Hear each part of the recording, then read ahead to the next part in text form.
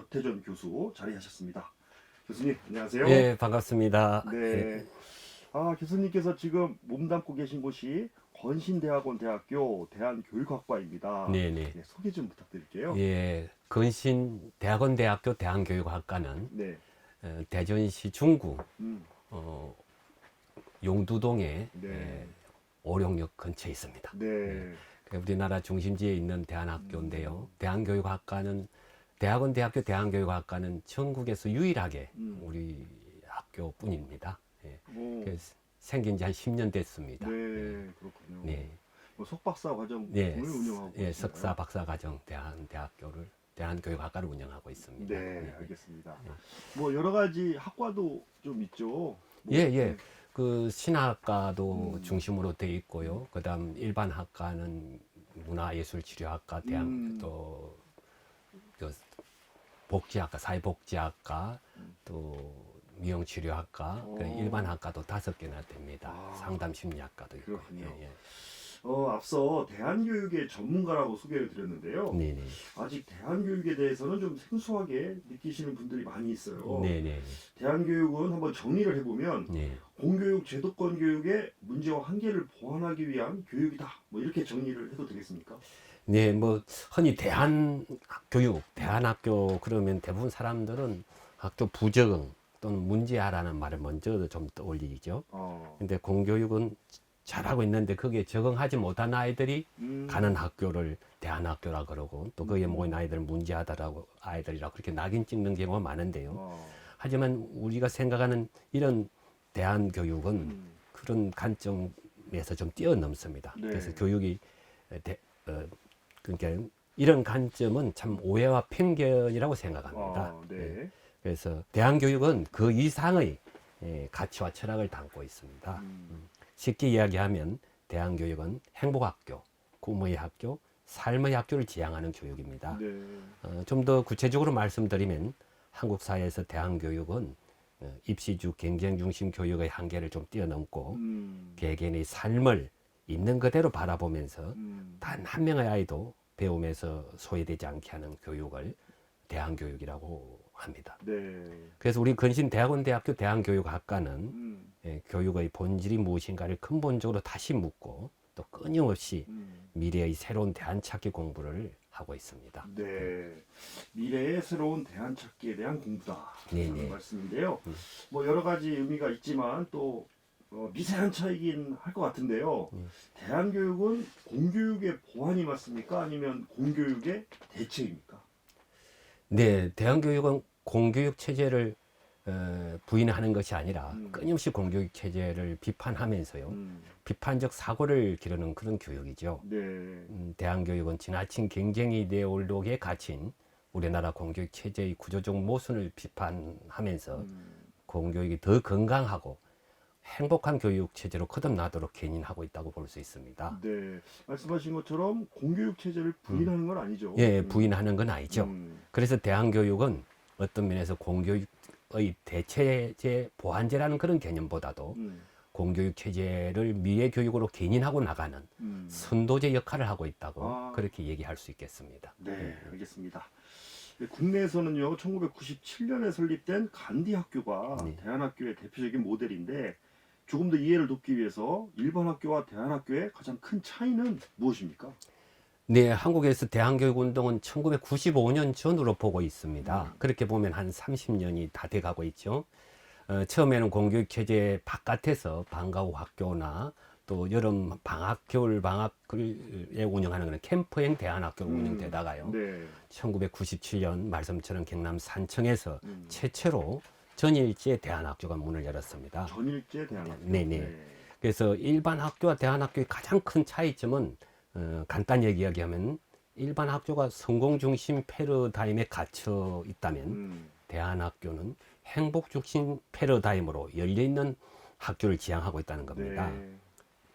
일반 학교는 입시주 경쟁주 교육 이데올로기에 갇혀 있죠. 유아기부터 고등학교까지 오직 좋은 대학, 좋은 직장 잡는 것이 성공인 것처럼 아이들을 몰아붙이고 있는 겁니다. 하지만 대한학교는 이런 경쟁 중심 또는 성공 중심 교육관에서 좀 벗어나서 오직 학생 한 명 한 명의 배움과 성장에 초점을 맞추고 있습니다. 네. 대안학교는 아이들 한 명 한 명의 자존감과 존엄성을 지켜주고 또 서로 손잡고 함께 사는 법을 배우는 그런 삶의 학교이죠. 네. 나아가 진정으로 행복한 삶이 무엇인지를 일찍부터 사유하고 실천하는 그런 행복 학교입니다. 네. 성공 중심이 아니라 행복 중심의 네. 패러다임을 추구하는 그런 교육을 말씀하셨고요. 그런데요, 또 일부에서는 현재가 대한교육의 정책이라고 말하기도 합니다. 네네. 대한교육이 한 30여 년이 다 되어감에도 불구하고 여전히 극소수에 머물고 확산 속도도 좀 느리다는 건데 네. 그 이유는 어디에서 찾을 수 있을까요? 네. 산청 간대학교 개교 이후 대안학교는 한때 급속히 증가를 했죠. 그런데 말씀처럼 지금은 좀 주춤한 상태입니다. 네. 현재 인가받은 전국의 대안학교는 총 97개 학교이죠. 네. 그리고 그 중에 사립이 64개, 공립이 33개입니다. 또 한편 2년 전에 2022년 1월부터 대안교육기관법이 발효됐는데요. 네. 이 법에 따라서 기존의 민가 대안교육기관이 등록 절차를 밟고 있습니다. 네. 현재까지 그 전국에서 등록된 대안교육기관은 259개, 260개가 다 되죠. 네. 아직도 등록되지 않은 대안학교가 한 200개 정도 남아 있습니다. 네. 그러니까 현재 인가받은 대안학교와 등록된 대안학교를 합치면 전국에서 400여 개가 대안학교입니다. 아. 여기에 이미 아직도 미등록 상태에 있는 대안학교가 한 200여 개 있다고 본다면은 네. 전국적으로 대안학교가 한 600여 군데가 된다고 보면 됩니다. 아. 이렇게 보면 대안학교가 극소수가 아니라 제법 큰 수를 가지고 있죠. 600여 개가 실제 운영되고 그러네요. 있는 현실이니까요. 네. 아, 그럼에도 불구하고 음. 600여 개가 되는데 최근에는 이제 지원이 급격하게 줄어드니까요. 네네. 문을 닫는 대안학교도 있다고 하던데 네. 결국엔 운영 상의 어려움 때문인가요? 네, 말씀처럼 최근 들어 이제 대안교육계에서도 학생 모집의 위기를 맞고 있는 게 사실입니다. 전국적으로 많은 미인과 대안학교 학생의 정원을 다 채우지 못하는 사태가 또 속출하고 있고요. 네. 그 원인을 크게 두 가지 측면에서 이야기할 수 있겠습니다. 첫째는 전반적으로 학력 인구 감소 때문입니다. 농어촌 지역의 일반 학교도 학생 수가 감소하기 때문에 폐교 위기에 처한 학교가 많듯이 절대적인 학력 인구 감소가 대안학교에도 그대로 영향을 미치고 있다고 볼 수 있죠. 네. 둘째는 이제 대안교육의 가치와 철학이 공교육 속의 핵심 학교로 많이 전파되다 보니 굳이 자녀를 멀리 있는 대안학교에 보낼 것이 없이 내 집 앞에 있는 핵심 학교로 보내도 되기 때문입니다. 네. 어쩌면 두 번째 원인은 바람직한 변화라고 볼 수도 있겠죠. 네. 대안교육 운동가들은 처음부터 모든 학교가 대안교육으로 거듭나야 한다고 주장해왔기 때문입니다. 그런데 그 속을 들여다보면 실제 대안학교 운영의 어려움은 재정이 열악하기 때문입니다. 이제는 정부가 나서서 대안교육기관으로 등록된 대안학교나 또 사립대안학교에 대해서도 적극적으로 행정 재정 지원을 해야 할 때입니다. 네. 지난 30년 동안에는 깨어있는 학부모들이 대안학교 운영 재정 부담까지 감당해 왔지만 이제는 정말 정부가 손을 내밀어야 할 때가 되었다고 생각합니다. 네. 학력 인구의 감소 그리고 혁신 학교의 대안으로 떠오른 이런 문제도 있는데 그렇다 하더라도 대안교육의 확산을 위해서는 제도적, 행정적 지원이 우선이라는 생각이 좀 들긴 합니다. 네, 맞습니다. 예. 대안교육기관 등록법이 생기면서 음지에 있던 대안학교들이 양지로 나오기는 했지만 아직도 재정 지원은 거의 해주지 않고 있습니다. 일반 학교든 대안학교든 미래 세대 아이들을 위한 교육비는 국민의 세금으로 지원하는 것이 마땅하죠. 네. 이제 정부가 우선적으로 풀어야 할 과제입니다. 예. 그래요. 말씀을 듣다 보니까 이제 혁신학교도 언급을 해주셨는데 네. 그렇다 하더라도 정부나 뭐 교육청 같은 기존 기관이 직접 담당하기에는 좀 어려워 보입니다. 그렇다면 별도의 독립적인 기관이 필요하지 않을까요? 네네. 현재 독립적인 기관이 생겼습니다. 교육부는 지난 8월부터 네. 한국청소년정책연구원 산하에 대안교육기관 지원센터를 만들어 운영하기 시작했습니다. 그래서 앞으로 등록된 대안교육기관의 행재정 지원을 할 수 있는 체제를 이제 갖춘 셈이죠. 네. 이제 막 시작했기 때문에 앞으로 여기서 해야 할 일들이 엄청 많을 것으로 기대합니다. 네, 더 많은 힘을 보태야 되겠네요. 네네, 그렇습니다. 알겠습니다. 교수님에 대한 설명을 조금 덧붙이면요. 대한학교인 산청 간디고 교감 역임하셨고요. 네네. 대한교육 특성화 고등학교인 창원 태봉고, 남해 상주 중학교의 교장을 거쳐서 현재 건신대학원 대학교 대한교육학과의 교수로 재직 중이십니다. 어떻게 보면요, 대한교육의 발전을 위해서 끊임없이 연구하고 활동해 오고 계신데 여러 가지 아쉬운 부분도 있을 것 같습니다. 네네. 예, 그럼에도 불구하고 대한교육에 대한 기대도 있으실 것 같아요. 네, 그렇습니다. 아직도 우리 교육은 입시주의 경쟁교육에서 벗어나지 못하고 있죠. 학벌주의와 능력주의 이데올로기 덫에 빠져나오지 못하고 있습니다. 게다가 디지털 세계가 일상화되면서 아이들의 불안, 우울증, 자해, 자살이 급속도로 증가하고 있습니다. 네. 그래서 미국의 교육학자 조너선 하이트는 오늘의 아이들을 불안 세대로 규정했습니다. 네. 이제는 정말 미래 세대 아이들의 불안으로부터 음. 벗어나게 하는 교육이 더 간절하게 필요한 때입니다. 네. 이런 시대 상황에서는 대한교육의 가치와 철학이 더 절실하고 간절하게 필요한 시대라고 보고 있습니다. 그래요. 네. 이번에는요, 저도 아이들을 키우는 학부모 입장에서 네네. 한번 질문을 드려보겠습니다. 대안적 교육 체제는 혹시 자기만 하는 개인을 기르는 건 아니냐? 라는 우려의 생각이 좀 듭니다. 예, 그렇게들 네. 또 염려할 수도 있죠. 음. 근데 실제 대한교육 체제가 자기만을 아는 개인을 기른다는 것은 큰 오해라고 저는 생각합니다. 네. 오히려 대한민국 공교육 체제가 음. 바로 극단적 개인주의자들을 길러내고 있는 게 아닐까요? 음. 앞에서도 잠깐 말씀드렸습니다만은 대한교육은 학생 개개인의 배움과 성장에 초점을 맞추지만 궁극적으로는 함께 사는 법을 가르치는 교육입니다. 그래서 공동체의 가치와 철학을 삶으로 채워가게 하는 교육을 하죠. 네. 많은 대한학교 교육 과정에는 공동체 회의라는 아주 중요한 교육 과정이 있습니다. 공동체 회의요. 예. 뭐 또 간대학교에서는 그걸 식구총회라고도 합니다. 예. 그런 회의를 통해서 정교생과 정체 교사들이 한 자리에 둘러앉아서 일어나는 많은 문제들을 공개적으로 토론하고 공감하는 그런 수업 과정을 매주 하고 있죠. 네. 이런 과정을 통해서 나와 다른 존재를 존중하고 또 배려하면서 함께 손잡고 사는 것이 행복한 삶이라는 것을 일찍부터 배우고 있습니다. 공동체 회의, 뭐 식구 총회라고 말씀하셨나요? 그런 걸 통해서 민주 시민 교육을 실제적으로 하고 있다고 보면 되겠습니다. 그렇군요. 네.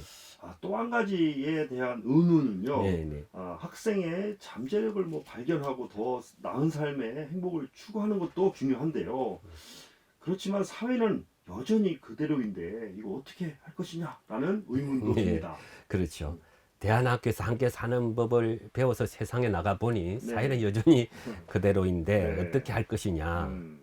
세상은 여전히 자본주의와 소비주의 사회에 깊이 빠져 있어서 대한학교 아이들이 세상을 살아가기 힘들지 않겠느냐. 네. 이런 염려들이 많습니다. 하지만 아이들을 바라볼 때 성공 중심 패러다임으로 보지 않고 행복 중심 패러다임으로 바라보면은 달리 생각할 수도 있다고 봅니다. 네. 대한학교 학생들은 아까도 말씀드렸듯이 일찍부터 공동체 생활을 통해 불편하고 힘든 상황을 많이 경험하고 또 소소한 실패를 통해서 더 건강하고 더 즐겁게 살아가는 법을 배웠다고 생각합니다. 그런 어디서 무슨 일을 하든지 네. 자기 삶을 사랑하면서 자기 삶의 주인공이 되어 행복하게 살아갈 수 있다고 저는 믿고 있습니다.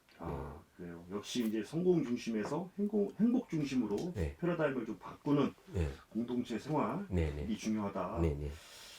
마지막 의문은요. 네. 사회뿐만 아니라 대학에 목매는 현실도 그대로입니다. 네네. 그렇죠. 일대에 가기 위해서 어릴 때부터 사교육을 시키고요. 네. 요즘에는 의대 증원이 느니까 의대 쏠림 현상이 나타나고도 있는데요. 예. 이러한 현실은 어떻게 보세요? 참 안타깝습니다. 예. 한국 사회에서 왜 공부 잘하는 학생들이 다들 의사가 되려고 할까요? 그러니까요. 바로 이런 현상이 어디서부터 비롯되었을까요? 한국 교육의 현실을 한마디로 말하면 네. 병등사회, 아픈 교육이라고 할 수 있습니다. 한국 사회는 정치적으로는 민주주의 체제를 갖춘 선진국 대열에 끼어들었다고는 하지만 네. 여전히 우리나라는 사회, 경제, 문화 분야에서는 민주주의 의식이 후진성에 젖어 있다고 봅니다. 한국 사회는 세상에서 가장 우울한 나라라고 합니다. 네. 20여 년째 자살률 1위 국가죠.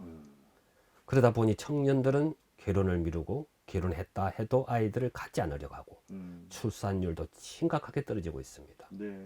학벌 사이 팽패가 여전하고요. 불평등과 양극화 현상이 심각합니다. 네. 이런 현상의 근원을 따져보면 결국 잘못된 교육 때문이라는 것을 금방 알 수 있습니다. 그래서 대한교육 운동가들은 끊임없이 현재의 공교육 체제를 비판하면서 미래 세대에 걸맞은 새로운 학교, 새로운 교육 체제를 만들어 가자는 교육 대전환 운동을 펴고 있는 것입니다. 네. 제가 오프닝에서도 말씀을 드렸는데요. 인문학적 질문이 필요하다고 말씀하셨습니다. 네네.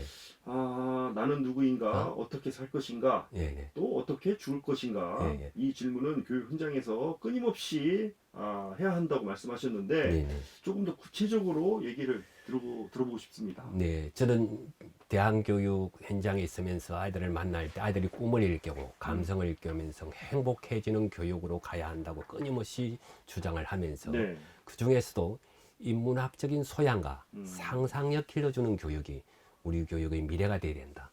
그런 얘기를 하면서 오늘의 아이들에게는 질문을 생략한 교육을 하고 있다.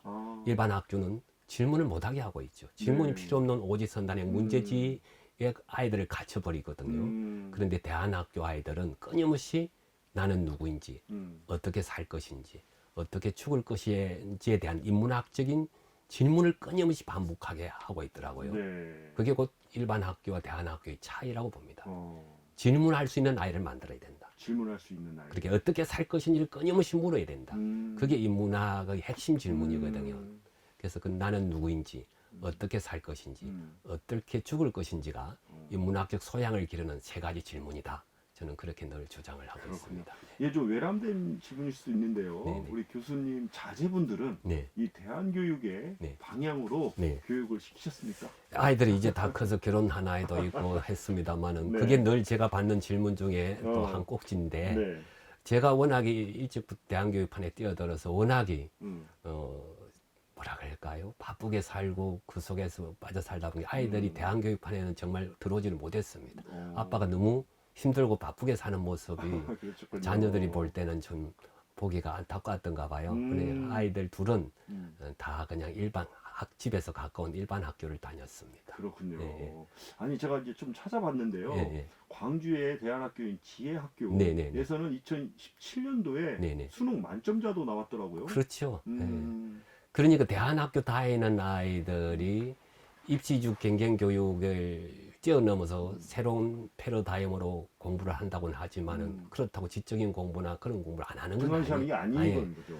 할 수 있는 체험학습 프로그램 그 학교가 가지고 있는 모든 그 교육 프로그램을 다 성실하게 수행하고도 네. 또 아이들은 그쪽 분야에서 공부를 하는 아이들이 좋은 대학을 가기도 합니다. 그렇죠. 네. 아까 혁신학교 얘기도 해주셨는데 네네. 서울교육청에서 하는 오디세이 학교 네네네. 이것도 대안학교의 패러다임을 가져다 딴 것이다 라는 말도 있습니다. 예, 그러니까 핵심 학교라고 보기보다는 오디세이 학교는 1년 동안 쉬어가는 학교, 그러니까 갭이어 학교 이렇게 얘기하는데 덴마크로 보면은 애프터스쿨 형태, 네. 중학교에서 고등학교로 가기 전에 한 1년 동안 정말 자기가 하고 싶은 분야의 공부를 집중적으로 1년 해내는 그런 형태의 공부를 얘기하거든요. 그래서 오디세이 학교도 그런 형태로 운영을 했습니다. 그래서 우리나라의 공교육 체제가 워낙에 입시주 경쟁교육 체제에만 갇혀 있기 때문에 아이들에게 좀 옆을 돌아볼 기회를 주고 좀 쉬어갈 수 있는 기회를 줘야 되는데 너무 한 방향으로만 몰아붙이고 있잖아요. 오늘의 교육이. 네. 거기에서 아이들을 좀 숨통을 열어주고 좀 옆을 돌아보고 천천히 가도 괜찮아. 지금 꼭 굳이 잘하지 않아도 괜찮아. 네. 그런 마음으로 아이들에게 삶의 여유를 갖게 해주는 그런 실험들이 있었죠. 오디세이 학교. 그렇군요. 네네. 우리나라는 아까 앞서서 1997년부터 시작했다고 말씀하셨는데 네네. 혹시 외국에는 우리나라보다 더 먼저 한 사례들이 있죠? 물론이죠. 대안학교 이 얘기를 하려면은 100여 년의 역사가 넘습니다. 그렇습니다. 네. 1919년에 발도록 학교가 그렇게 볼 수도 있고요. 또 1921년에 설립된 영국의 서머힐 학교, 서머힐 학교. 예, 다 100년이 넘은 역사를 가진 학교인데요. 이런 학교들은 그야말로 인간의 존엄을 지켜주고 인간의 자유와 사랑의 정신을 그대로 실천했던 학교들이죠. 네. 예, 그런 학교들에 비하면은 우리 한국의 공교육 체제는 너무나 아이들을 한쪽 방향으로 경쟁으로 지나치게 몰아붙이면서 가기 때문에 아이들이 스트레스가 너무 크죠. 오늘 교수님 말씀을 들어보니까요. 네. 대안학교에 대한 이 사회적 편견, 네네. 이것을 없애는 게 더 중요하다. 네네. 이런 생각이 좀 듭니다. 맞습니다. 늘 대한교육 그러면은 문자를 먼저 떠올리고 학교 부정의 아이라는 말을 먼저 떠올리거든요. 근데 그게 갖고 있는 오해와 편견, 또 네. 그것이 갖고 있는 낙인이 참 크죠. 네. 근데 실제 왜 아이들이 부적응하고 왜 아이들이 학교에 뛰쳐나오는지에 대한 근본적인 성찰이 부족하기 때문에 생긴 일들이라 봐요. 그래요. 우리가 공교육 체제를 잘하고 있는데 아이들이 뛰쳐나온 게 아니죠. 네. 그러니까 대한학교를 바라보는 관점과 시각이 되게 지금까지는 우리 공교육은 잘하고 있는데 너희들이 여기에 적응하지 못해서 뛰쳐나간 거 아니냐. 그래요. 근데 뛰쳐나간 아이들에게 무슨 사회적 지원을 해, 경제적 지원을 해, 이런 잘못된 편견을 갖고 있는 게 많다는 거죠. 그래요. 그러나 그 관점을 바꿔놓고 보면은 우리나라 공교육 체제가 그렇게 잘하고 있는 건 아니라는 거예요. 여러 가지 문제점을 예, 많이 예. 노출했죠. 그래서 그 아이들이 벗어나 한 해에 많이 나올 때는 5만 명, 6만 명, 7만 명, 8만 명씩 아이들이 뛰쳐나왔어요. 아이고. 그게 90년대 중반 때부터 그랬거든요. 스테지와 아이들이 말하는 교실 이데아라는 네. 노래가 나올 그때가 94년이었습니다. 네. 또 그 전에 행복은 성적 순이 아니잖아요 하는 중학교 중3 학생 한 명이 스스로 목숨을 끊으면서 유서를 남긴 사건이 있었는데 그게 1986년이에요. 아, 벌써. 그러게 거의 38년 오래 그렇죠. 40여 년이 다 가도 우리는 끊임없이 아이들로 하여금 성적순으로 서열화시키고 그 속에서 한 줄로 세워서 서울로 스카이로 하는 이런 소위 말하는 대학 서열 체제로 아이들을 몰아세워 버린 거죠. 네. 이 체제를 고쳐내지 않고서는 아이들을 진정한 행복으로 이끄는 교육으로 갈 수 없다. 그래서 이런 성찰들이 이제는 좀 일어나야 된다. 네. 계속해서 아이들을 그냥 대학 성공 이런 관점으로만 몰아붙이지 말자. 이제 좀 다양한 관점으로 아이들을 바라보면서 아이들이 가지고 있는 그 본래적 탁월한 그 재능과 또 그 삶의 소중함을 가치를 끌어낼 수 있는 그런 교육으로 가자. 네. 이게 대한교육이 시작된 출발 지점입니다. 그래요. 그런 역사까지 말씀해 주셔서 이해가 쉽게 됐는데요. 네, 네. 지금 현실에서 우리 네. 대한교육 체제를 조금 더 확산시키기 위해서는 현재 교육감들의 네, 의지라든지 네, 네. 철학이 더 중요할 것 같은데 네. 교수님이 보시기에 대한민국 교육감님들의 의지나 철학은 어떻습니까? 교육감님의 의지보다 교육 대통령이 먼저 나와야 줘야 되죠. 네네, 사실은 네네. 교육감님도 중요한 역할을 합니다. 우리나라 전국의 17개 시도 교육청의 음. 교육감님이요. 지금은 상황이 좀 달라졌습니다. 한때는 13분이 13분인가 14분인가 네. 소위 말하는 진보 교육감님이었어요. 그렇게 교육감님이 아무리 진보적인 의식을 가졌다 하더라도 제가 안타깝게 생각하는 건 늘 입시주 경쟁교육 체제 속에 그 틀을 벗어날 수는 없습니다. 큰 흐름과 큰 틀은 교육감님의 힘만으로도 어렵겠더라. 그래서 그 전국의 교육감님들이 그래도 좀 이런 데 관심을 가지고 공립대안학교를 열어주고 새로운 미래학교 체제로 새로운 학교 운동을 여는 데 기여하는 교육감님들도 계셨지만은 네. 우리나라 전체 공교육 체제 속에서 그 수능 수능 체제를 좀 없애버리고 대학 서열 체제를 없애버리고 또 대학의 그 등록금도 좀 없애버리고 좀 이런 식으로 가감한 혁명적 변화와 체제를 바꿔내지 않고서는 근본적인 변화를 만들어내기 힘들겠다. 교육감님들이 힘을 쓴다 하더라도 벌써 상위 구조에서 교육부 틀에서 늘 긴장 관계를 유지하기 때문에 참 힘든 구조더라. 그래서 교육 대통령, 다음 대통령은 교육 대통령이 되어야만이 네. 우리 김누리 교수님도 늘 그런 주장을 하고 있습니다만 우리나라 교육 혁명을 바라볼 수 있겠다. 그런 교육 대통령 밑에서 전국의 17개 시도 교육청의 교육감님들이 같이 손을 맞춰 나간다면 우리나라 교육의 패러다임을 완전히 한번 바꿔볼 수 있지 않겠느냐 그런 네. 기대를 가져보는 거죠. 그렇군요. 군인 출신, 기업인, 뭐 민주, 투사, 검찰 출신까지 다 있었는데 네. 교육계에서 대통령이 안 나왔네요. 알겠습니다. 아니, 교육계에서 꼭 대통령이 나온다기보다도 교육이 얼마나 소중한 중요한지를 아는 음, 그리고 그런 가치와 철학을 중심으로 변화를 끌어낼 수 있는 그런 리더가 나와줘야 네. 되죠. 네. 그렇다면 이 학생 입장에서 좀 봤을 때요. 네, 네. 미래를 견인할 사람들은 어차피 학생들인데 네. 우리 학생들은 이러한 것들 담아안기 위해서 어떠한 역량이 필요합니까? 학생들은 일단은 미래 역량에서 학생은 관계 역량, 끊임없이 함께 사는 법을 배우는 가치죠.